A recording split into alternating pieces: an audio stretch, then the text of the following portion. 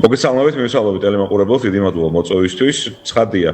ეს ფაქტი კიდევ ერთხელ ცხადყოს, თუ როგორ პოზიციონირებს პოლიტიკური პარტია ქართული ოცნება, თუ სად ხედავენ ისინი საკუთარ თავს, თუ ვისთან ერთად წარმოუდგენიათ მათ დღევანდელ დღეს საკუთარი თავი, ისინი არიან ირანის რეჟიმთან ერთად, ისინი არა მარტო აღნიშნავენ ამ დღეს მათთან ერთად, არამედ ასევე იყო ეგრეთ წოდებული საგასოფთა მინისტრის მოადგილის ძალიან ვრცელი სიტყვა მიღებაზე, სადაც მან ასე ვთქვათ განსაკუთრებულ ურთიერთობებს გაუსვა ხაზი საქართველოსა და ირანის ამჟამინდელ რეჟიმს შორის. ცხადია, რომ აქ პირდაპირ ჩანს თუ როგორ პოზიციონირებს ქართული ოცნება, თუ ვის გვერდით არის ქართული ოცნება და როგორ შორდება ის რეალურად ცივილიზებულ სამყაროს, როგორ შორდება ის როგორ აშორებს ის საქართველოს დასავლეთს, როგორ აშორებს ის ჩვენს ქვეყანას ყველაფერ იმას, რაც აქამდე მონოპოლარი იყო ჩვენი ქვეყნის და რეალურად კიდევ ერთხელ გვაყოფებს ჩვენ იზოლაციაში, მაქსიმალურ დიპლომატიურ და პოლიტიკურ იზოლაციაში. ძალიან სამწუხაროა ეს ფაქტი ნამდვილად. ძალიან კარგი პარალელი გაავლო ჩვენმა ამერიკელმა მეგობარმა ჟურნალისტმა, რაც გუშინ აღინიშნებოდა, ასე ვთქვათ, შენობების განათებული იყო შენობები ბაქოში ამერიკის დროშის ფერებში, ხოლო საქართველოში ირანის დროშის ფერებში. ეს ძალიან მეტყველი პარალელი იყო ჩემი აზრით და ძალიან თვალნათელი ასე ვთქვათ მაგალითი იმისა, თუ სად ვარ დღეს ქართული ოცნების წყალობით. კი ბატონო, სხვათა შორის საქართველოს ხელისუფლების ირანთან დაახლოებაზე და კავშირებზე ისაუბრეს გუშინ ჰელსინკის კომისიაზე, ლორა თონტონმა ისაუბრა ამ ნაწილთან დაკავშირებით. მოდით გადავიდეთ სწორედ გუშინ გაშხერებულ გზავნილებზე, რამდენად მნიშვნელოვანი იყო ის, რაც მოვისმინეთ გუშინ ჩვენ ჰელსინკის კომისიაზე და რას გეუბნებათ ქართული ოცნების რეაქციები, რომლებიც ყველანაირ შეურაცხყოფელ სიტყვას იყენებენ ქალბატონი თონტონის მიმართ, რაღაცა სამარცხვინო, გაფუჭებული, მავნებელი და ასე შემდეგ და თავად რაღაცა კომისიის რეპუტაციასაც აყენებენ კითხვის ნიშნის ქვეშ. დავიწყო საუბარი იმაზე, რომ კომისიამ ძალიან დეტალურად განხილულ იქნა ის მდგომარეობა, რომელიც არის საქართველოში. ის სავალალო სიტუაცია, რომელშიც ჩვენ ვყოფებით ყველანი და ის სრული დეგრადაცია უკუსლა ქართულ-ამერიკული ურთიერთობებისა, აქ იყო ძალიან დეტალურად განხილული საკითხები, რაც აღელვებს დღევანდელს ქართულ საზოგადოებას, აქ იყო საუბარი იმაზე, თუ როგორ ახდენს ქართული ოცნება მაქსიმალურად საქართველოს ამერიკის ურთიერთობების დაზიანებას, როგორ ახდენს ის უკუსლას ვალაკის ვალდებულებებისგან და როგორ ხდება ადამიანის უფლებების უგულობელყოფა ჩვენს ქვეყანაში. მე არ მინდა დამატებით ყურადღება დავუთმო იმ რიტორიკას და იმ გზავნილებს, რომელსაც ჩვენ ვისმენთ ქართული ოცნების მხრიდან, მათ შეაჩვიეს ქართველი მსმენელი შეაჩვიეს აი ამ ძალიან ვულგარულ ენას, აი ამ წარმოუდგენლად მიუღებელ არადიპლომატიურ, არაპოლიტიკურ გზავნილებს, ძალიან ესე იგი იაფხარისხიან გზავნილებს, მე ვიტყოდი, ვინაიდან ეს არ არის ის პოლიტიკური კულტურა, რომელიც აქამდე არსებობდა ქვეყანაში, მათ ეს დაამკვიდრეს მსგავსი სახის გზავნილების ამწუხაროდ ჩვენთან და რაც უნდა გასაკვირველო საკუთარ მათი გადმოსახედიდან მაღალი ასე ვთქვათ წარმომადგენლები მათი პარტიის წევრები ამ მსგავსი ტერმინოლოგიით მიმართავენ ჩვენს პარტნიორებს, მიმართავენ ჩვენი მეგობარი ქვეყნების ელჩებს, ჩვენს უახლოეს მეგობრებს. ეს არის რაღაც მათთვის ძალიან ყოფითი, ძალიან ესე ნორმალური ფორმატი ამ სიტყვებით მოხსენიება ყველა ჩვენი მეგობრისაც, ვფიქრობ, რომ კიდევ ერთხელ ცხადყოფს რეალურად იმ დიდ უბსხულს, რომელიც არსებობს მათსა და ქართულ საზოგადოებას შორის.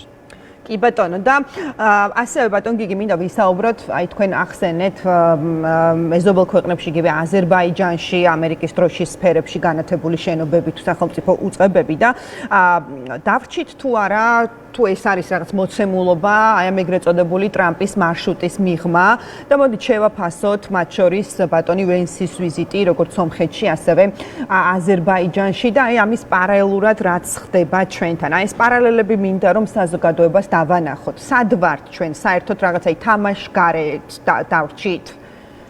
ჩვენ უკვე აღარსად აღარ ვართ, მოდით ესე ვთქვათ. საქართველოს უკვე რეალურად აღარ განიხილება, აღარც ამერიკულ დღის წესრიგში, აღარც ევროპულ დღის წესრიგში. ამერიკის ვიცე-პრეზიდენტის რეგიონში ვიზიტამდე გასულ წელს იყო ევროკავშირის საგარეო ქმედებათა სამსახურის ხელმძღვანელის ვიზიტი რეგიონში, უმაღლესი წარმომადგენლის ვიზიტი რეგიონში და არც ის არ ჩამოსულა საქართველოში. ანუ რეალურად ქართულმა ოცნებამ მიაღწია იმას, რასაც ისინი ყოველთვის გაცხადებულად ამბობდნენ. მათ უნდა ჩვენი ქვეყნის მაქსიმალური იზოლაცია. თავიდანვე საქართველოს არ უნდა ყოფილიყო განხილვის საკითხი, საგანი საერთაშორისო ასპარეზზე, მათ ამას სრულიად წარმატებით მიაღწიეს. მაშინ, როდესაც აზერბაიჯანის სომხეთი ესეთი უმნიშვნელოვანეს ხელშეკრულებებს აფორმებენ ამერიკის შეერთებულ შტატებთან, მაშინ, როდესაც ასეთი მნიშვნელოვანი პროექტები განიხილება ჩვენს უახლოეს მეზობლებთან ამერიკის მხრიდან, მაშინ, როდესაც ამ ხელა ინვესტიციებზე საუბარი, ხო?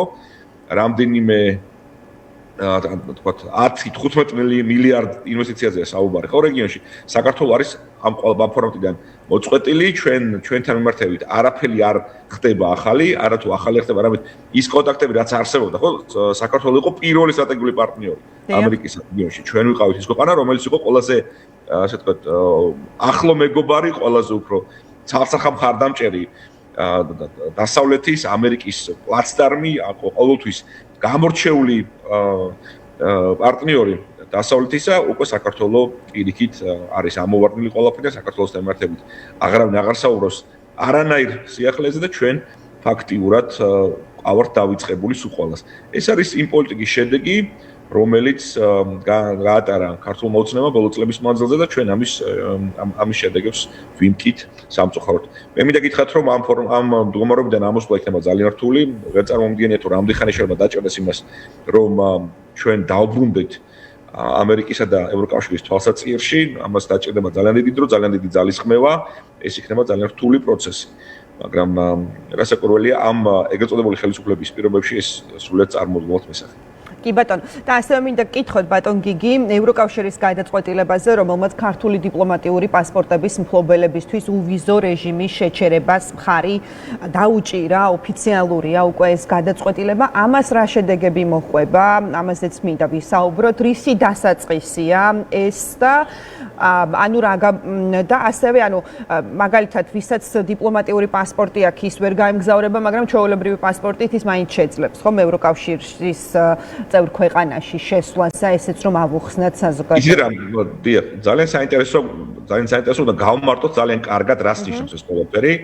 დიპლომატიური პასპორტების მფლობელებისთვის ევროკავშირმა შეაჩერა სავიზო რეჟიმის ლიბერალიზაციით სარგებლობის უფლება. ანუ ნებისმიერი ადამიანი საქართველოში, რომელსაც გააჩნია დიპლომატიური სამსახურების პასპორტი, იმისათვის რომ ისინი შევიდნენ შენგენის ზონაში, მათ მოუწევთ სავიზო განაცხადის შეტანა. ანუ პროცედურების გავლა, როგორც ეს იყო ჩვენთან 9-8 წლის წინ, როდესაც ყველანი ჩვენ ვიდექით რიგში და უნდა აგვეყო ის ვიზა, რომ მას დაჭირდება შესაბამისი პროცედურების გავლა იმისათვის, რომ აიღოს ეს ვიზა, ან მიიღებს ამას, ან ვერ მიიღებს. ეს ნიშნავს იმას, რომ ევროკავშირი ძალიან მკაფიოდ კიდევ ერთხელ გვანახებს ყველას, გვეუბნება პირდაპირ, რომ ისინი არალეგიტიმურად ცნობენ საქართველოში პოლიტიკურ პარტია ქართულ ოცნებას. ისინი მათ მიაჩნიათ, რომ ეს პოლიტიკური პარტია არ წარმოადგენს საქართველოს მოსახლეობის აბსოლუტური უმრავლესობის პოზიციას. ხო ისინი არ არიან აღქმული ევროკავშირის მხრიდან, როგორც ლეგიტიმური პოლიტიკური ძალა, ლეგიტიმური ხელისუფლება ამ ქვეყნისა. შესაბამისად, ცხადია მათ ისინი ვერ მოახერხებენ დიპლომატიური სამსახურების პასპორტებით მარტივად ამგზავრებას, სარგებლობას სავიზო რეჟიმის ლიბერალიზაციით, მათ მოუწევთ სხვა შემთხვევაში ორდინალური, ანუ ჩვეულებრივი პასპორტების გამოყენება, რაც თავის მხრივ ალბათ ყველას კარგად გვესმის, თუ რამდენად შეუსაბამო იქნება, როდესაც ადამიანი, ვისაც ეკუთვნის დიპლომატიური სამსახურების პასპორტი, გზავრობს ჩვეულებრივი ორდინალური პასპორტებით. ხო, ანუ ამით ევროკავშირმა კიდევ ერთხელ დააფიქსირა საკუთარი პოზიცია პოლიტიკური პარტია ქართულ ოცნებასთან მიმართებით. ამ გადაწყვეტილებით ევროკავშირმა კიდევ ერთხელ ძალიან მკაფიოდ დაგვანახა სულ ყველას ქართულ საზოგადოებას კიდევ ერთხელ უთხრა რომ ქართული ოცნების წარმომადგენლები არ აღიქმებიან ევროკავშირის მხრიდან როგორც ლეგიტიმური ხელისუფლება შესაბამისად ეს არის გადაწყვეტილება რომელიც ყველამ უნდა ძალიან კარგად გავიაზროთ საბედნიეროდ ჯერჯერობით არ არის მიღებული ეს გადაწყვეტილება მთელ ქვეყანასთან მიმართებით ძალიან დიდი იმედი მაქვს რომ ეს ასე არ მოხდება ძალიან დიდი იმედი მაქვს რომ საქართველოს მოსახლეობას არ მოწევს პასუხისგება იმ დანაშაულისთვის იმისთვის რასაც აკეთებს ქართული ოცნება შესაბამისად იმედი მრჩება რომ ევროკავშირი ამ მეორე ეტაპზე არ გადავა და ჩვენ საბოლოოდ არ დავკარგავთ ამ უდიდეს მონაპოვარს მაგრამ ესეც არის განხილვის დღის წესრიგი. ეს დროის საკითხია, ბატონ გიგი, აი რაღაც გონივრული ვადები ხო არსებობს, რის შემდეგაც შესაძლოა ხელისუფლებამ რაღაც არის დამოკიდებულება შეცვალოს, ნაბიჯები შეცვალოს, რეფორმებს გადახედოს და ასე შემდეგ. ან დროზე არის და რაღაცა ესე უვადოდ არ იქნება ხო? არ მგონია ევროკავშირი მათ შორის დაკვირვების პროცესში რა უფრო მკაცრი ზომები მიიღონ შემდეგ. ანუ რაზეა ეს ყველაფერი დამოკიდებული?